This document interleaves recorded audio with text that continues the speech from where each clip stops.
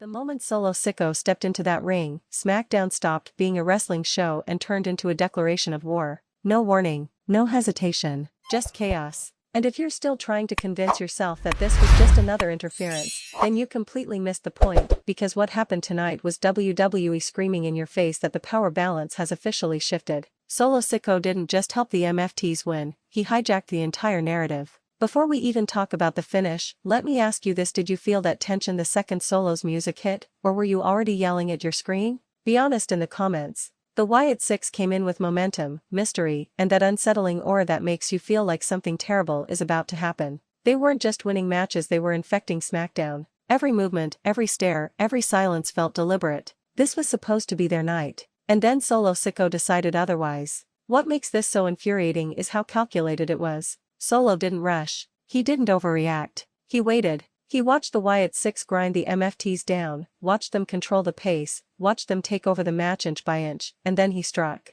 That's not desperation. That's dominance. That's a man who knows exactly how much power he has and enjoys reminding everyone of it. And here's the real question: do you think Solo Sikoa is acting alone, or is this just the first move in something much bigger? Because let's be clear, the MFTs didn't win because they were better. They won because Solo Sikoa decided the match was over. One presence, one decision, total outcome changed. That should terrify the entire locker room. The Wyatt Sicks thrive on fear. They are fear. But tonight, for the first time, they looked rattled. That split second of hesitation when Solo appeared, that was everything. Fear doesn't like being challenged, and Solo didn't flinch. He walked straight into their darkness and turned it against them. And tell me, this was that the most disrespectful way the Wyatt Sicks have lost since their formation, yes or no? The crowd reaction said it all. Half stunned, half furious. Because whether you love or hate Solo Sikoa, you can't deny this: he stole the spotlight. He overshadowed the mystique. He turned a dominant faction into victims of circumstance in one single moment. This wasn't just interference. This was a statement. A statement that says Solo Sikoa doesn't need a championship to control SmackDown. A statement that says no faction is safe. A statement that says the rules only matter when he allows them to. And that's what should make you angry. Because if Solo can walk in, disrupt the most dangerous group on the brand, hand the MFTs a win, and walk out without consequences, then what does that say about the future of SmackDown? Here's something else to chew on: did WWE just sacrifice the Wyatt Sicks momentum to push Solo Sikoa into an even more terrifying role? Drop your take below. The MFTs celebrating afterward almost felt secondary, like they knew this wasn't really about them. This was about alignment, about power, about being on the right side of destruction. Because when Solo Sikoa decides you're useful, you win. When he decides you're in the way, you disappear. And the Wyatt Sicks just learned that lesson the hard way. Now the real tension begins. Because the Wyatt Sicks don't forget, they don't forgive, and they don't back down. If Solo Sikoa thinks this ends here, he's wrong. But if you think he isn't ready for whatever comes next, you haven't been paying attention. Final question: who walks out standing if Solo Sikoa and the Wyatt Sicks finally collide one-on-one? Because after tonight, SmackDown isn't about wins and losses anymore. It's about survival. It's about who controls the chaos when everything finally breaks. Because make no mistake, tonight wasn't the climax. It was the opening shot. What Solo Sikoa did wasn't loud just for shock value. It was quiet confidence. The kind that tells you he's already 3 steps ahead while everyone else is still trying to process what just happened. That's what separates a thug from a tactician. And Solo? He's evolving into something far more dangerous than either. Now SmackDown has a problem it can't ignore. The Wyatt Sicks don't respond to losses like normal factions. They respond with obsession, with escalation, with punishment that doesn't end when the bell rings. You don't embarrass them on a public stage and walk away clean, and Solo knows that. Which means this wasn't reckless. It was intentional. He wanted their attention. And here's the part nobody's talking about enough: Solo didn't look surprised. He didn't look threatened. He looked ready. Like this is exactly the collision he's been waiting for. Like he wants to see how fear behaves when it meets something colder than itself. Because fear feeds on uncertainty, and Solo Sikoa is certainty. You could feel it in the air after the match. Not celebration, not relief, suspense. Like everyone in that building understood that SmackDown just crossed a line it can't uncross. The kind of line where alliances form out of necessity, not loyalty. Where enemies start watching each other's backs because something worse is coming. And let's not pretend management didn't see it too. If Solo can dictate outcomes without consequences, then authority is already slipping. The locker room knows it. The factions know it. And the Wyatt Sicks? They felt it. This is where stories stop being about gold and start being about dominance. Because when Solo Sikoa stands across from the Wyatt Sicks, no distractions, no numbers, no shadows to hide, and it won't be about who's scarier. It'll be about who refuses to blink first. About who survives when intimidation doesn't work anymore. And that's the terrifying part. The Wyatt Sicks are designed to break minds. Solo Sikoa is designed to break bodies. When those two philosophies collide, SmackDown doesn't get a winner, it gets fallout. So ask yourself this as the dust settles.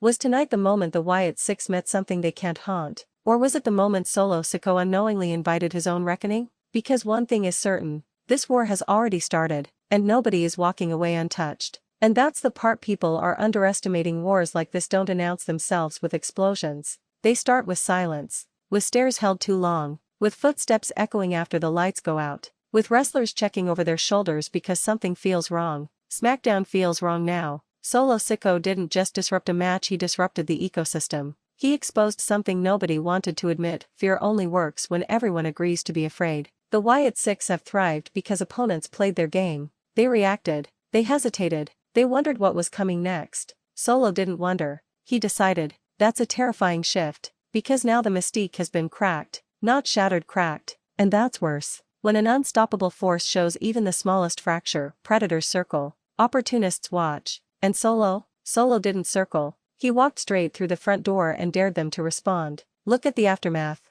No immediate retaliation, no chaos, no cinematic horror, just that lingering, uncomfortable realization that this wasn't supposed to happen this way, that the script flipped without permission, that the usual rules didn't apply, not to the Wyatt Sicks and not to Solo Sikoa. That's power. And power like that creates consequences. Because now every faction on SmackDown has to reassess. Do you align with Solo and hope you're useful? Do you stay neutral and pray he doesn't notice you? Or do you side with the Wyatt Sicks and risk becoming collateral in a psychological bloodbath that doesn't end clean? There is no safe option anymore. What makes Solo Sikoa even more dangerous in this moment is that he doesn't need validation. He doesn't cut long speeches. He doesn't explain himself. He doesn't ask permission. His actions are the message, and tonight the message was brutal in its simplicity: nothing you've built is untouchable. That includes the Wyatt Sicks mythology. Because mythology dies the moment someone refuses to believe in it. But here's where it gets darker, because if you think the Wyatt Sicks are just going to respond with another ambush or another mind game, you're not paying attention either. They don't seek revenge. They seek correction. They don't want to beat Solo Sikoa. They want to prove that what he did was a mistake that echoes forever. And that means escalation. That means matches that stop feeling like matches. That means environments that favor fear, not strength. That means dragging Solo into waters where brute force doesn't guarantee survival. Because if Solo wants to turn fear against them, the Wyatt Sicks will try to drown him in it. But here's the twist: Solo Sikoa has been living in hostile territory his entire career. He grew up in pressure, in expectation, in violence disguised as tradition. He understands what it means to stand alone and still move forward. And that's why this collision isn't just compelling, it's volatile. This isn't hero versus villain. This is control versus chaos. This is certainty versus uncertainty. This is a man who knows who he is versus a faction that thrives on making others forget. And SmackDown is the battleground whether it's ready or not. The locker room will fracture. Authority figures will lose leverage. Matches will start ending in ways that feel unfinished, unresolved, dangerous. Because once survival becomes the theme, nobody wrestles clean anymore. Nobody waits their turn. And that's exactly what Solo Sikoa unleashed. So when people ask whether this was worth sacrificing momentum, ask them this instead: what if this wasn't a sacrifice at all? What if this was WWE lighting a fuse? What if the Wyatt Sicks needed an enemy who didn't fear them to truly become what they're meant to be? And what if Solo Sikoa needed something darker than himself to prove he's not just powerful, he's inevitable? Because when these two finally collide without distractions, without numbers, without escape routes, there won't be a moral victory. There won't be a feel-good ending. There will only be whoever is still standing when the lights come back on. And by then, SmackDown won't recognize itself anymore. Because tonight wasn't about chaos. It was about who owns it. And ownership always comes with a price. Because the moment Solo Sikoa decided to claim SmackDown as his territory, he unknowingly signed himself up for something far worse than resistant scrutiny. Every move from here on out will be watched. Every silence analyzed. Every absence questioned. Not just by the Wyatt Sicks, but by everyone who understands how power really works in this business. When you disrupt the natural order, the system pushes back. The Wyatt Sicks don't need to rush. In fact, the longer they wait, the more uncomfortable this becomes. Fear isn't always loud, sometimes it's the absence of noise that does the most damage. No appearances, no warnings, just subtle reminders that they're still there. A flicker in the lights. A familiar symbol. A moment where Solo realizes he's alone in a place that suddenly feels unfamiliar. Because dominance is easy when the threat is visible. The real test is when it isn't. And here's where Solo Sikoa's psychology becomes the key. He doesn't back down. He doesn't second guess. But even the most unflinching enforcer has to react when the battlefield shifts. Strength means less when you don't know where to aim it. When your opponent isn't trying to overpower you, they're trying to unmake you. That's the game the Wyatt Sicks play. They don't want to beat Solo in front of a crowd. They want to isolate him, strip away his certainty, force him into moments where control slips for just a second, because that's all fear needs, an opening. But if they think Solo hasn't accounted for that, they're mistaken. What we saw tonight was not impulse. It was preparation. Solo didn't walk into that ring blindly, he walked in knowing exactly what kind of attention he was drawing. He wanted the smoke. He wanted the tension. Because pressure reveals truth, and Solo believes his truth is stronger than their mythology. That belief? That's either going to cement his legacy or destroy him. SmackDown is entering an era where alliances won't be built on friendship or history, but on survival instincts. Wrestlers who never would have crossed paths before will suddenly find themselves sharing locker rooms, exchanging looks, silently asking the same question: if this goes bad, whose side are you on? And that's how wars spread. The MFTs already felt it. Their win didn't feel earned, it felt borrowed. Temporary, like standing too close to a wildfire, because it keeps you warm, even though you know it could turn on you at any moment. Being useful to Solo Sikoa is not the same thing as being safe. No one is safe. Because now the Wyatt Sicks have a target that refuses to fear them, and Solo Sikoa has enemies who don't fight by conventional rules. That collision doesn't resolve itself in one match. It festers. It escalates.